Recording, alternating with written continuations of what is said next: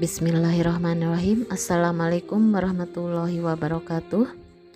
Bagaimana kabarnya anak-anakku sekalian? Semuanya pada sehat? Alhamdulillah wa syukurillah. Alhamdulillah semuanya bisa hadir untuk mengikuti pertemuan pada pembelajaran kali ini. Dan insya Allah materi sekarang dengan judul bab 3 melaksanakan pengurusan jenazah.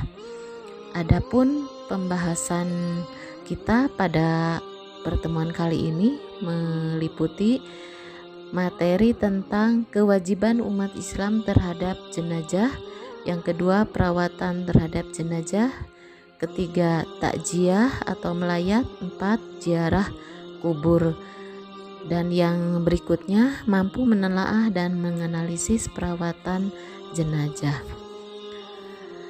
Ada banyak peristiwa menyedihkan yang kita amati dalam kehidupan kita sehari-hari, dan tentunya kita bisa mengamati apakah itu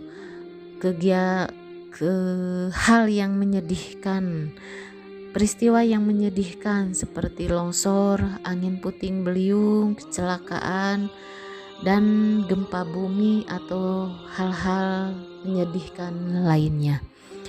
Nah, terhadap peristiwa tersebut maka kita seyogianya menjadikan peristiwa itu sebagai pelajaran yang sangat berharga, sehingga apabila usaha kita sudah maksimal dalam menghadapi musibah atau masalah tersebut, tetapi apabila kita masih tertimpa juga, maka hal itu dinamakan takdir, dan kita perlu bertawakal, ikhlas, dan sabar menerima takdir tersebut. Hidup di dunia ini tidaklah selamanya. Akan datang masanya kita berpisah dengan dunia berikut isinya. Perpisahan ini terjadi saat kematian menjemput. Kematian adalah pintu dan setiap manusia akan memasuki pintu itu tanpa ada seorang pun yang dapat menghindari darinya. Sebagaimana dalam firman Allah, A'udzubillahi minasyaitonirrajim. Bismillahirrahmanirrahim. Kullu nafsin dha'iqatul maut. Al-ayah. Quran surat Al-Imran ayat 185, yang artinya tiap-tiap yang bernyawa akan merasakan mati. Ayat di atas menjelaskan bahwa setiap yang bernyawa pasti akan mati. Kita juga akan mati sebab kita ini manusia yang memiliki nyawa.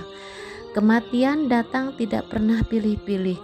Apabila ajal datang, tidak ada satu kekuatan pun untuk mempercepat atau memperlambat. Ada kalanya kematian itu menjemput saat masih bayi, anak-anak, remaja, dewasa, bahkan orang yang sudah tua renta sekalipun. Kadang ia menjemputnya saat manusia sedang tidur, atau sedang terjaga, atau sedang sedih, atau sedang bahagia, sedang berdiri, atau sedang berkumpul dengan orang-orang banyak.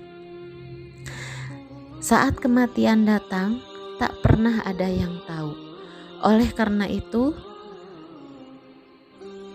ada keterangan dalam sebuah hadis yang menyebutkan bahwa mengingat kematian harus sering dilakukan agar manusia menyadari bahwa dirinya tidaklah akan hidup kekal abadi. Tentu saja ketika kita mengingat mati, kita juga harus mempersiapkan bekal untuk menghadapi hidup setelah mati, yaitu dengan segera bertobat dan memperbanyak amal soleh. Sebagaimana dalam hadis riwayat Ibnu Majah, bahwa seorang putra dari sahabat yang mulia Abdullah bin Umar mengabarkan, "Aku sedang duduk bersama Rasulullah SAW tatkala seorang laki-laki dari kalangan Ansor datang. Ia mengucapkan salam kepada Rasulullah SAW lalu bertanya, 'Ya Rasulullah, mukmin manakah yang paling utama?' Beliau menjawab, 'Yang paling baik akhlaknya di antara mereka.' 'Mukmin manakah yang paling cerdas?' tanya lelaki itu lagi. Beliau menjawab, 'Orang yang paling banyak mengingat mati dan paling baik persiapannya untuk kehidupan setelah mati. Mereka itulah orang-orang yang cerdas.' Hadis riwayat Ibnu Majah. Baiklah, anak-anakku sekalian, kita lanjutkan.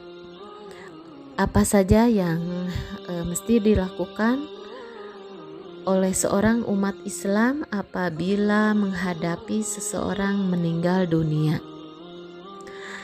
Kewajiban umat Islam terhadap jenazah.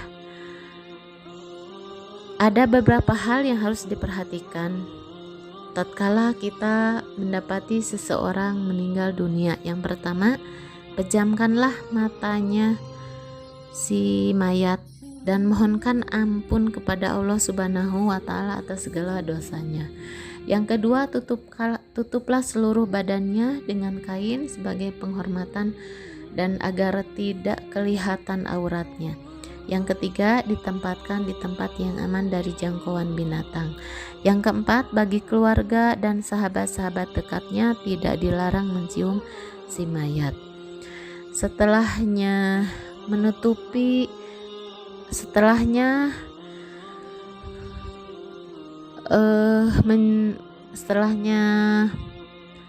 memenuhi kewajiban pertama kali terhadap si mayat, maka langkah selanjutnya adalah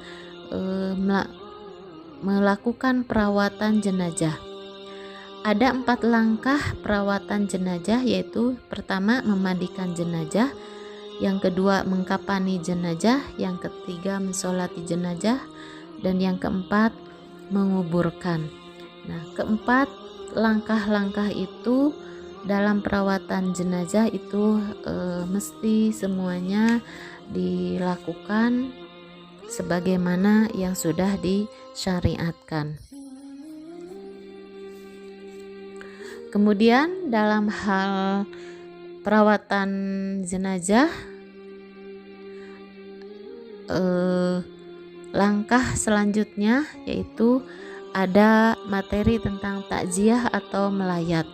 Takziah atau melayat adalah menghibur atau memberi semangat kita kepada keluarga yang ditinggalkan, yaitu dengan mengunjungi orang keluarga yang kena musibah kematian. Kewajiban kita kepada orang atau keluarga yang ditinggalkan yaitu dengan memberikan dorongan doa, memberikan dorongan motivasi kepada keluarga yang ditinggalkan agar senantiasa sabar dan tabah dalam menerima ujian kematian.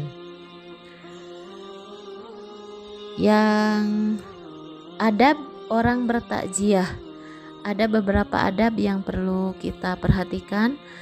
1. Menyampaikan doa untuk kebaikan dan ampunan terhadap orang yang meninggal, atau apabila kita masih mendapati jenazah orang yang meninggal tersebut, maka kita bisa memberikan penghormatan yang terakhir, yaitu dengan mensolati jenazah tersebut, atau kita memberikan doa-doa, yaitu dengan membacakan surat Yasin, serta memberikan kesabaran bagi orang yang ditinggal, yaitu dengan memberikan motivasi atau semangat, dorongan untuk senantiasa sabar bagi keluarga yang ditinggalkan. Yang kedua, menghindari pembicaraan yang menambah sedih keluarga yang ditimpa musibah. Yang ketiga, hindari canda tawa apalagi berteriak-teriak. Yang keempat, usahakan turut menyolati mayat dan turut mengantarkan ke pemakaman sampai selesai penguburan. Yang kelima, membuatkan makanan bagi keluarga yang ditimpa musibah. Materi yang berkaitan lainnya adalah ziarah kubur. Ziarah artinya berkunjung, kubur artinya kuburan. Ziarah kubur artinya berkunjung ke kuburan dengan niat mendoakan orang yang sudah meninggal dan mengingat kematian. Dan hukum dari pelaksanaan ziarah kubur adalah dibolehkan. Demikian pembahasan tentang materi kewajiban umat Islam dalam pengurusan jenazah. Dan kepada anak-anakku sekalian, selanjutnya kegiatan selanjutnya adalah mampu menelaah dan menganalisis perawatan jenazah.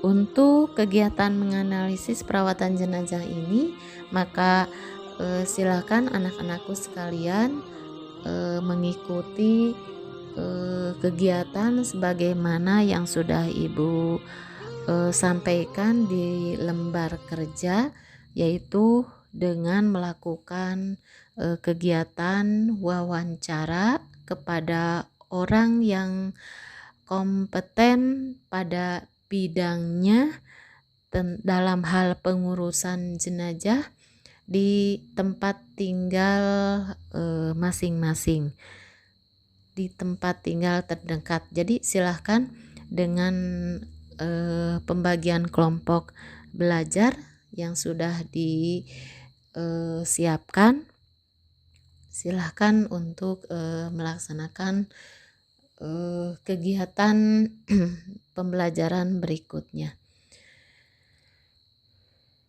Demikianlah pembahasan untuk pertemuan kali ini. Semoga apa yang sudah kita bahas dan sudah Ibu sampaikan semuanya bisa memahami dan bisa menelaahnya. Dan selanjutnya apabila masih ada yang perlu ditanyakan, silahkan bertanya. Mungkin cukup ya untuk pertemuan kali ini. Billahi taufik wal hidayah. Wassalamualaikum warahmatullahi wabarakatuh.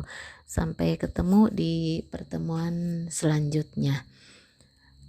Wassalamualaikum warahmatullahi wabarakatuh.